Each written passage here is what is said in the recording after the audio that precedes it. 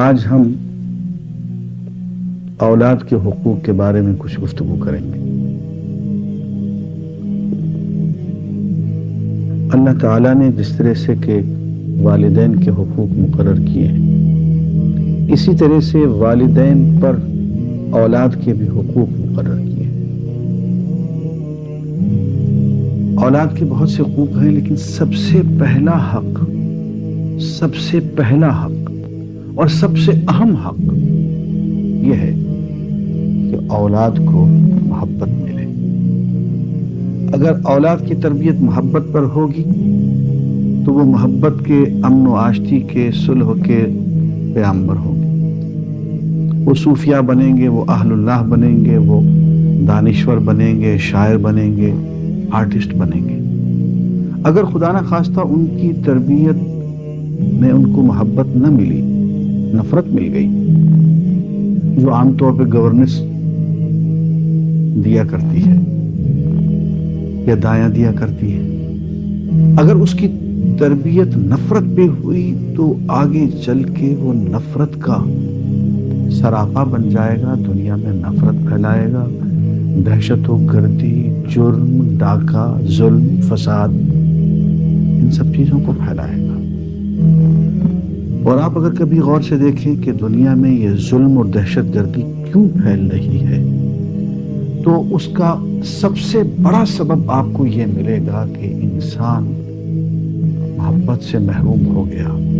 بچہ پیدا ہوتے ہی ماں کی گود سے محروم ہو گیا، اس لیے کہ ماں کی ممتا سے بڑھ کے اللہ کے بعد، اللہ کے رسول صلی اللہ علیہ وسلم کی بات، ماں کی ممتا سے بڑھ کے دنیا میں محبت کا کوئی اور منبع اور مصدر نہیں ہے، اس سے بڑا مرکز اور کوئی نہیں ہے۔ ماں کی گود، ماں کا سینہ، ماں کا پیار، ماں کا دودھ، اس سے بڑی اور کوئی تربیت نہیں ہوا کرتی۔ وہ بچہ بہت بد نصیب ہے جس کو ماں کا پیار نہ ملے، جسے ماں کا دودھ نہ ملے، جسے ماں کی گود نہ ملے۔ جدید نفسیات میں ایک بات بہت شد و مت سے کہی جاتی، اور وہ یہ کہ انسان کی شخصیت کا 75% حصہ اس کی زندگی کے ابتدائی 3 سالوں میں مکمل ہو جاتا ہے۔ پرسنالٹی ٹریٹس، انسان کی اس کی شخصیت کی جو خصوصیات ہیں، وہ ان کا 75% حصہ ابتدائی زندگی کے پہلے 3 سالوں میں بن جاتا ہے۔ اب رہ گیا باقی 25% اس کی شخصیت کا حصہ، اب اس کو اسکول میں، کالج میں، ماحول میں، اساتذہ کے ہاں، جہاں کہیں چاہیں آپ اس کو ٹھیک کرتے پھریے، لیکن اس کی اصل شخصیت جو ہے 75% شخصیت وہ زندگی کے پہلے 3 سالوں میں مکمل ہو جاتی ہے۔ اور ذرا ذہن میں رکھیے کہ یہ 3 سال وہی ہیں جن میں انسان کو ماں کی گود درکار ہوتی ہے۔ اگر ان 3 سالوں میں اسے ماں نہ ملے، ماں کی گود، ماں کی ممتا، ماں کا پیار نہ ملے، اس کو ماں کی شخصیت ایسی نہ ملے جو اس کو ہر دم ساتھ کھلائے، اس کو قصے سنائے، اس کو کہانیاں سنائے، اس کے ساتھ بچہ بن کے رہے۔ اور یہ ہول ٹائم جاب ہے، ایسا نہیں ہے کہ آئے دفتر سے آئے بچے کو ہیلو ہیلو کر دیا اور پھر اس کو آیا کہ یا گورننس کے حوالے کر دیا اور پھر کلب کی طرف روانہ ہو گئی۔ بچہ تو محروم ہو جائے، وہ تو باغی ہو جائے۔ بچہ تو 24 گھنٹے اپنی ماں کا پیار مانگتا ہے، اور ماں کی محبت جو ہے وہ جز وقتی چیز نہیں ہے، یہ ہمہ وقتی، ہول ٹائم جاب۔ یہی وجہ ہے کہ اسلام میں انسانی تربیت میں اور پھر قوم کے مستقبل میں جو اہمیت ماں کی تعلیم و تربیت کو دی ہے وہ کسی اور چیز کو نہیں دی ہے۔ اور یہی وجہ ہے کہ ایک ماں کو یا ایک خاتون کو اور تمام کاموں سے فارغ کر کے صرف اس کام پہ لگا دیا گیا ہے کہ وہ اپنے بچے کی اور اپنی بچی کی تربیت کرے۔ اور اس اعتبار سے آپ اگر دیکھیں تو ایک لڑکے کی تعلیم سے کہیں زیادہ اہم ہے لڑکی کی تعلیم۔ بچی جب تعلیم حاصل کرتی ہے تو وہ پورے خاندان کو آگے چل کے تعلیم دیتی ہے، وہ پوری ایک نسل کو آگے تعلیم و تربیت دیتی ہے۔ تو پہلی اور اہم بات یہ ہے کہ بچے کا سب سے پہلا حق جو ہے بیٹی کا اور بیٹے کا، وہ یہ ہے کہ اس کو سینے سے لگایا جائے۔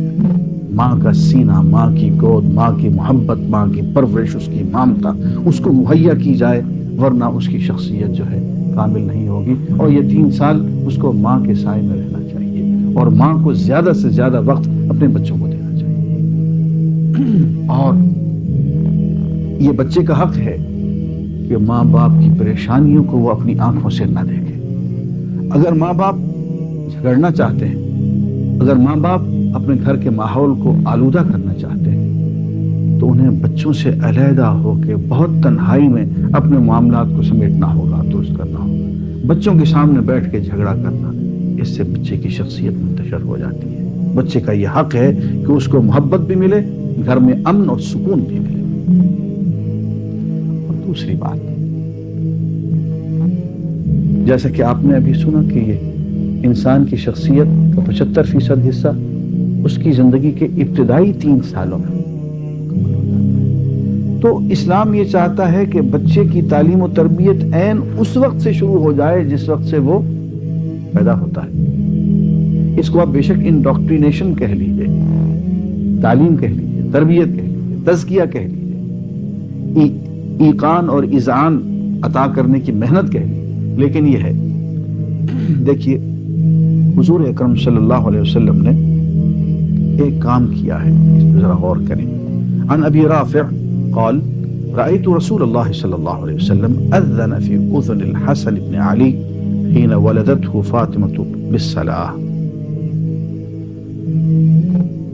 رواہ الترمذی و ابو داؤد۔ رسول اللہ صلی اللہ علیہ وسلم کے آزاد کردہ غلام حضرت ابو رافع رضی اللہ عنہ سے روایت ہے، کہتے ہیں کہ میں نے رسول اللہ صلی اللہ علیہ وسلم کو اپنے نواسے حضرت حسن بن علی رضی اللہ تعالیٰ عنہ کے کان میں نماز والی اذان پڑھتے ہوئے دیکھا جب آپ کی صاحبزادی فاطمہ رضی اللہ تعالیٰ عنہ کہ ہاں ان کی ولادت ہوئی۔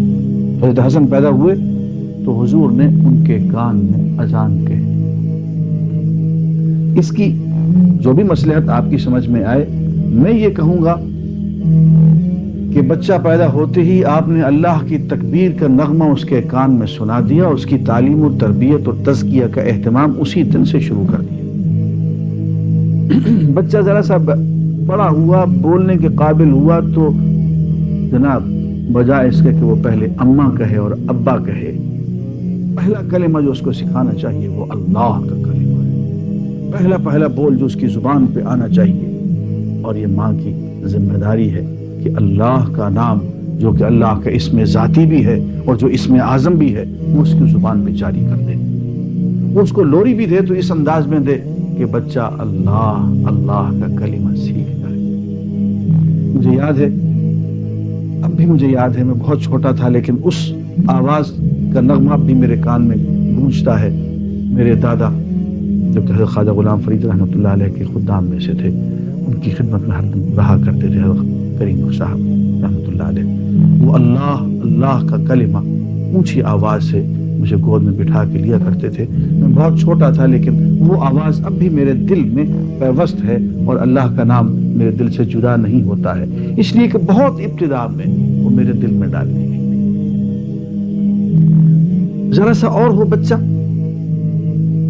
تو لا الہ الا اللہ، جب پورا جملہ کہنے کے لائق ہو تو لا الہ الا اللہ کا کلمہ اس کو تلقین کرنا چاہیے۔ ذرا اور بڑا ہو، سورہ فاتحہ اس کو یاد کرانی چاہیے، نماز اس کو یاد کرانی چاہیے۔ یہ اس کی تعلیم و تربیت اور تزکیہ کا نظام ہے۔ اس کو آپ انڈاکٹرینیشن کہہ لیجئے، لیکن یہ ضروری ہے۔ حضور اکرم صلی اللہ علیہ وسلم نے ارشاد فرمائے، عن ابن عباس قال قال رسول اللہ صلی اللہ علیہ وسلم افتحوا على صبيانكم اول كلمة بلا الہ الا اللہ ولقنوهم عند الموت لا الہ الا اللہ۔ فرمایا کہ اپنے بچوں کی زبان سے سب سے پہلے لا الہ الا اللہ کہلواؤ، اور موت کے وقت ان کو اسی کلمہ لا الہ الا اللہ کی تلقین کرو۔ اب ایک شخص فوت ہو رہا ہے تو بجائے اس کے کہ اس کے ساتھ بیٹھ کے ماتم کیا جائے، اس کو لا الہ الا اللہ کا کلمہ تلقین کیا جائے، اسی کا بیٹھ ذکر کیا جائے، اس کو اس کا ذکر کرایا جائے، مرتے وقت بھی جیتے ہوئے بھی جو ہی آیا ہے تو سب سے پہلا کلمہ یہی ہو، اور مرتے وقت بھی سب سے آخری کلمہ لا الہ الا اللہ۔ اس نے فرمایا من کان آخر کلامہ لا الہ الا اللہ دخل الجنہ، وہ شخص جس کی زبان پہ آخری بول لا الہ الا اللہ محمد رسول اللہ صلی اللہ علیہ وسلم ہوگا، وہ انشاءاللہ جنت میں داخل ہوگا۔ تو یہ ایک اہم مسئلہ تھا کہ یہ والدین کے حقوق میں سے ہے، فرائض میں سے ہے، اور یہ بچوں کے حقوق میں سے ہے کہ ان کو یہ تلقین کی جائے کہ اللہ کیا ہے اور لا الہ الا اللہ کیا ہے، یہ سکھانا سمجھانا شروع کر دینا چاہیے۔ پھر یہ ہے، دیکھیے بچہ کے پیدا ہوتے ہی سنت عقیقہ ہے، اور یہ اس کے لیے ایک بہت بڑی نعمت ہے۔ حضرت حسن بصری نے حضرت سمرہ بن جندب رضی اللہ تعالیٰ سے روایت کیا ہے کہ رسول اللہ صلی اللہ علیہ وسلم نے فرمایا ہر بچہ اپنے عقیقہ کے جانور کے عوض رہن ہوتا ہے، جو 7ویں دن اس کی طرف سے قربانی کیا جائے اور اس کا سر منڈوا دیا جائے اور نام رکھا جائے۔ بچے کی پیدائش پہ قربانی کرنا یہ سنت عقیقہ ہے، یہ ضروری ہے۔ اس سے فرمایا کہ یوں سمجھ لیجئے کہ بچہ رہن رکھا ہوا ہے، جب تک کہ آپ سنت عقیقہ نہیں کریں گے یہ بوجھ دور نہیں ہوگا۔ یہ بچے کے حقوق میں سے ہے، بیٹی کے لیے بھی عقیقہ ہے، بیٹے کے لیے بھی عقیقہ ہے۔ اس سلسلے میں بچوں کی تربیت کے سلسلے میں ایک بہت اہم بات جو سامنے آتی ہے، حضور اکرم صلی اللہ علیہ وسلم نے فرمایا کہ کسی باپ نے اپنی اولاد کو کوئی عطیہ اور تحفہ حسن ادب اور اچھی سیرت کی تعلیم سے بہتر نہیں دیا۔ بچوں کے لیے ہم چاہتے ہیں کہ ترکہ چھوڑ مریں، کوئی جاگیر، کوئی جائیداد۔ حضور اکرم صلی اللہ علیہ وسلم فرماتے ہیں کہ اس سے بہتر ہدیہ، اس سے بہتر ہبہ اور عطیہ کوئی نہیں ہو سکتا ہے کہ ہم بچے کی تعلیم و تربیت کریں، اس کو اچھا ادب سکھائیں اور اس کو اچھی سیرت کی تلقین کریں۔ عن انس قال قال رسول اللہ صلی اللہ علیہ وسلم اکرموا اولادکم واحسنوا آدابهم رواہ ابن ماجہ۔ حضرت انس رضی اللہ تعالیٰ سے روایت ہے کہ رسول اللہ صلی اللہ علیہ وسلم نے فرمایا کہ اپنی اولاد کا اکرام کرو اور اچھی تربیت کے ذریعے ان کو حسن ادب سے آراستہ کرو۔ پہلی بات تو یہ ہے اپنی اولاد کے ساتھ عزت کے ساتھ پیش آنا چاہیے، اکرام و احترام کے ساتھ پیش آنا چاہیے۔ ہمارے یہاں بہت سی غلط باتیں مشہور ہو گئی ہیں، اور وہ یہ ہے کہ ماں باپ میں، خاص طور پہ باپ میں اور بچے میں ایک بہت بڑا فاصلہ ہوتا ہے، اور آج کل تو اس کو جنریشن گیپ بھی کہتے ہیں۔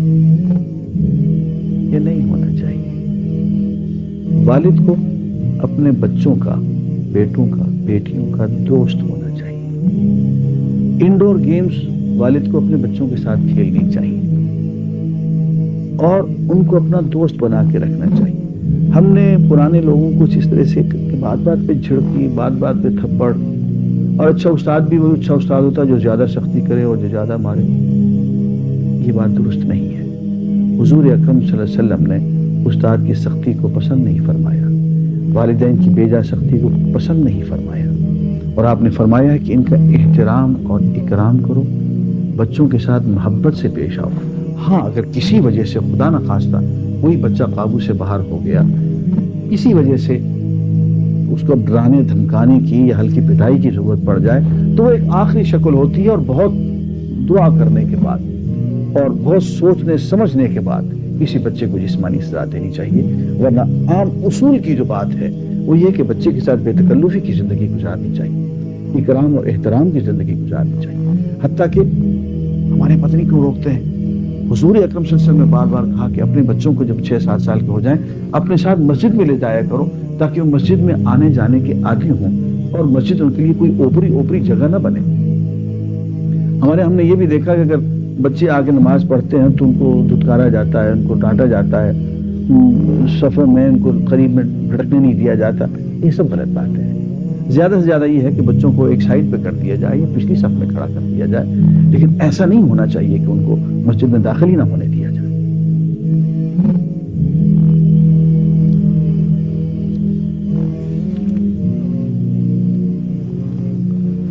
اس معاملے میں ایک بات قابل ذکر ہے.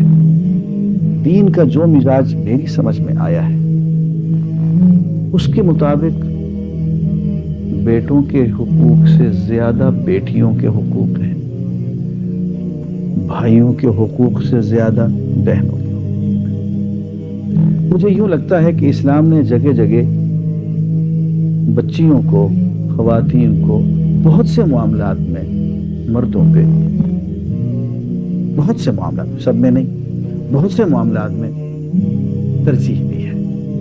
ایک تو وہ مسئلہ ولایت امر کا ہے. ہر خاتون کا ولی الامر ہوتا ہے. یہ اتنی بڑی سہولت ہے جو کہ مردوں کو میسر نہیں. مردوں کو خود اپنے ہاتھ سے کمانا پڑتا ہے، لیکن خواتین کو، بچیوں کو، بیٹیوں کو، خواتین اللہ نے یہ حق عطا کیا ہے کہ وہ گھر بیٹھ کے ان کا ولی الامر ان کو کما کے کھلائے اور کسی بھی مرحلے پہ انہیں گھر سے باہر نکلنے کی ضرورت پیش نہ آئے. یہ ولی الامر کا، یہ گارڈین کا کام ہے کہ ان کے نان نفقہ، ان کی ہر ضرورت کو پورا کرے اور ان کو گھر سے نکلنا نہ پڑے. عن ابن عباس قال رسول اللہ صلی اللہ علیہ وسلم من ولدت له ابنہ فلم يؤذها ولم يهنها ولم يؤثر ولده عليها يعني الذكور ادخله الله به الجنہ. رواہ احمد والحاکم فی مستدرک. حضرت عبداللہ بن عباس رضی اللہ عنہ سے روایت ہے کہ رسول اللہ صلی اللہ علیہ وسلم نے فرمایا، جس شخص کے ہاں لڑکی پیدا ہو پھر وہ نہ تو اسے کوئی ایذا پہنچائے، نہ اس کی توہین اور ناقدری کرے، اور نہ محبت اور برتاؤ میں لڑکوں کو اس پر ترجیح دے، یعنی بیٹی کے ساتھ بھی ویسا ہی برتاؤ کرے جیسے بیٹوں کے ساتھ کرتا ہے. تو اللہ تعالی لڑکی کے اس حسن سلوک کے صلہ میں اس کو جنت عطا فرمائے گا. بالکل انہی معنوں میں ایک اور حدیث آتی ہے. عن عائشہ قالت قال رسول اللہ صلی اللہ علیہ وسلم من ابتلی من هذه البنات بشيء فاحسن الیہن کن له سترا من النار. رواہ البخاری و مسلم. حضرت عائشہ صدیقہ رضی اللہ عنہا سے روایت ہے کہ رسول اللہ صلی اللہ علیہ وسلم نے فرمایا، جس بندے یا بندی پر اللہ تعالیٰ کی طرف سے بیٹیوں کی ذمہ داری ڈالی گئی اور اس نے اس ذمہ داری کو ادا کیا اور ان کے ساتھ اچھا سلوک کیا تو یہ بیٹیاں اس کے لیے دوزخ سے بچاؤ کا سامان بن جائیں گی. ہم لوگ جس معاشرے میں رہتے ہیں، گھر میں اگر بیٹی پیدا ہو جائے تو سب کی گردنیں ڈھلک جاتی ہیں اور چہرے بگڑ جاتے ہیں. یہ اسلامی معاشرے کا ماحول نہیں ہوتا.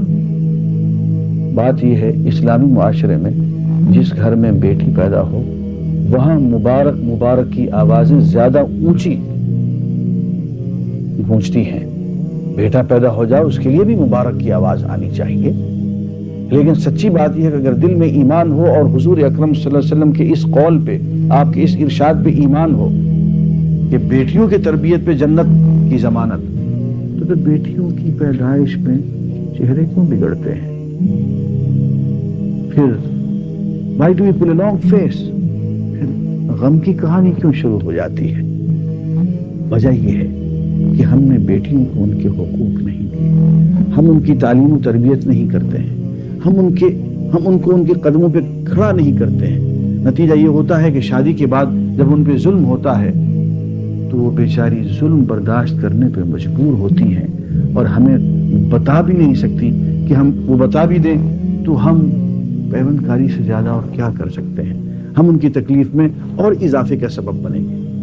عزیزان گرامی، اگر ہم نے اپنی بچیوں کو صحیح تعلیم و تربیت کی ہو، ان کے اپنے پاؤں پہ کھڑا کیا ہو، کسی کی کیا مجال ہے کہ ان پہ ظلم کر سکے؟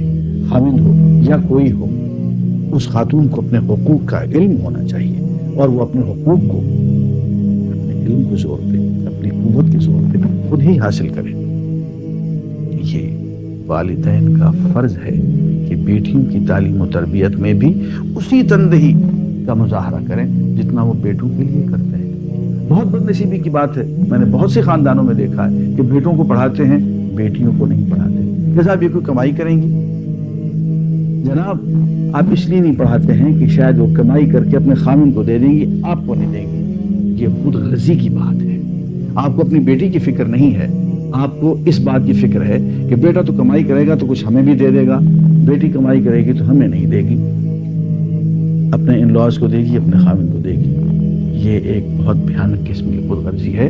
بھائی اس کو اپنے پاؤں پہ کھڑا تو ہونے دو، اگر کبھی ضرورت پڑ گئی تمہیں تو وہ تمہاری خدمت بھی کرے گی۔ اس کو اللہ تعالیٰ اتنی عقل دے گا کہ اگر وہ اپنے خامن کی خدمت کرتی ہے، اپنے سسر کی اور ساس کی خدمت کرتی ہے تو وہ والدین کو بھی نہیں بھولے گی، آپ کی بھی خدمت کرے گی۔ اس لیے بیٹیوں کی تعلیم و تربیت میں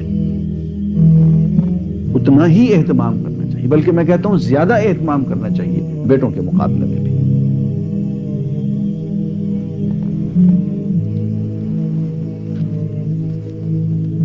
اب اسی بات کو اور شرح کے ساتھ حضور نے فرمایا، ابو سعید خدری رضی اللہ تعالیٰ عنہ سے روایت ہے کہ رسول اللہ صلی اللہ علیہ وسلم نے ارشاد فرمایا، جس بندے نے 3 بیٹیوں یا 3 بہنوں یا 2 ہی بیٹیوں یا بہنوں کا بار اٹھایا اور ان کی اچھی تربیت کی اور ان کے ساتھ اچھا سلوک کیا اور پھر ان کا نکاح بھی کر دیا، اللہ تعالیٰ کی طرف سے اس بندے کے لیے جنت کا فیصلہ ہے۔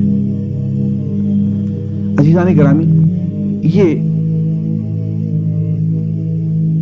اولاد کے حقوق کا معاملہ ہے۔ پھر اولاد کے حقوق میں ایک اہم بات یہ بھی ہے کہ ان میں برابری بھی رکھی جائے۔ ہوتا ہے کہ بیٹوں میں کوئی بیٹا زیادہ پیارا لگتا ہے، بیٹیوں میں کوئی بچی اپنے عادات و اطوار کی وجہ سے، اخلاق کی وجہ سے زیادہ پیاری لگتی ہے۔ یہ دل کا معاملہ ہے، دل کے معاملے کے ہم پابند نہیں ہیں، یہ اللہ کی طرف سے ہے۔ لیکن معاملات کے اندر، داد و دہش کے اندر، عطیہ اور ہبہ دینے کے اندر، جائیداد کی تقسیم کے اندر ہمیں برابری کرنی چاہیے۔ حضور اکرم صلی اللہ علیہ وسلم نے ارشاد فرمایا، عن ابن عباس قال قال رسول اللہ صلی اللہ علیہ وسلم سووا بین اولادکم فی العطیہ فلو كنت مفضلا احدا لفضلت النساء، رواہ الطبرانی فی الکبیر۔ فرمایا داد و دہش میں اپنی سب اولاد کے ساتھ مساوات اور برابری کا معاملہ کیا کرو۔ اگر میں اس معاملے میں کسی کو ترجیح دیتا، حضور فرما رہے ہیں، اگر میں اس معاملے میں کسی کو ترجیح دیتا تو عورتوں یعنی لڑکیوں کو ترجیح دیتا، یعنی اگر مساوات اور برابری ضروری نہ ہوتی تو میں حکم دیتا کہ لڑکیوں کو لڑکوں سے زیادہ دیا جائے۔ اچھا ویسے بات یہ ہے، عام شریف گھرانوں میں لڑکیاں لڑکوں سے زیادہ لے لیتی ہیں اور ان کو ملنا بھی چاہیے۔ جب بھی وہ آئیں گی کچھ لے کے جائیں گی، والد والدہ جب بھی ان کے گھر جائیں گے کچھ دے کے آئیں گے، اور یہ زندگی بھر یہ سلسلہ جاری رہتا ہے۔ اور غالباً اس کی وجہ یہ حدیث ہے، حضور کی اس قسم کے ارشادات ہیں کہ ان کو دیتے رہا کرو، ان سے لینے کی تمنا رکھا کرو۔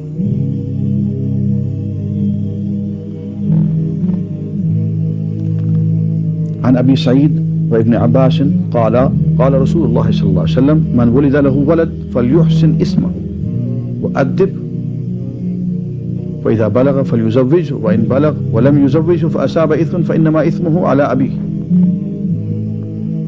اب یہ ایک حدیث ہے جس کے مفہوم کو غور سے سننا چاہیے، سمجھنا چاہیے۔ فرمایا کہ ایک شخص، ترجمہ اس حدیث کا یہ ہے، ابو سعید خدری اور عبداللہ بن عباس رضی اللہ تعالیٰ عنہ سے روایت ہے کہ رسول اللہ صلی اللہ علیہ وسلم نے ارشاد فرمایا کہ جس کو اللہ تعالیٰ اولاد دے تو چاہیے کہ اس کا اچھا نام رکھے، اس کی اچھی تربیت دے اور سلیقہ سکھائے، اور جب وہ سن بلوغ کو پہنچے تو ان کے نکاح کا بندوبست کرے، اور اگر اس نے اس میں کوتاہی کی، جان بوجھ کے کوتاہی کی، یعنی شادی کے اور نکاح کے اہتمامات موجود تھے لیکن اس نے جان بوجھ کے کوتاہی کی، اور شادی کی عمر کو پہنچ جانے پر بھی اپنی غفلت اور بے پرواہی سے اس کی شادی کو بندوبست نہیں کیا، اور اس کی وجہ سے لڑکا بیٹا حرام میں مبتلا ہو گیا، تو اس کا باپ اس گناہ کا ذمہ دار ہوگا۔ عزیزان گرامی، یہ چند حقوق ہیں جو ہمیں والدین کی طرف سے، جو والدین پر ہیں اپنے اولاد کے. اب آخر میں صرف ایک اور حدیث میں سنا کے عرض کیے دیتا ہوں، اور اس کا تعلق بے سہارا بیٹی کی کفالت سے ہے. ہم سمجھتے ہیں کہ یہ بہت بڑی لائبلٹی ہے کہ بیٹی گھر میں واپس آ گئی. حضرت اس حدیث پہ اور حضور کے ان الفاظ مبارکہ پہ غور فرمائیں. ان نبی صلی اللہ علیہ وسلم قال الا ادلکم علی افضل الصدقہ ابنتک مردودہ الیک لیس لها کاسب غیرک، رواہ ابن ماجہ. سراقہ بن مالک کی روایت ہے، نبی صلی اللہ علیہ وسلم فرمایا کہ میں تمہیں بہترین صدقہ نہ بتا دوں؟ وہ تیری بیٹی ہے جو تیرے پاس لوٹا دی گئی ہے، اس کو کوئی تیری سوا کما کر کھلانے والا نہیں. اس بیٹی کی خدمت کرنا جو اپنے خاوند سے جدا ہو گئی، خاوند نے طلاق دے دی، خاوند فوت ہو گیا، کوئی سبب ہوا اور بیچاری وہ بے سہارا ہو کے تمہارے پاس لوٹ آئی. اب تم یہ سمجھو کہ تم پہ وہ بوجھ ہے، ہرگز نہیں. اس سے بڑھ کر اور کوئی صدقہ نہیں ہے کہ اپنی اس بیٹی کی خدمت کی جائے اور اس کی تمام حاجتوں کو پورا کیا جائے. وآخر دعوانا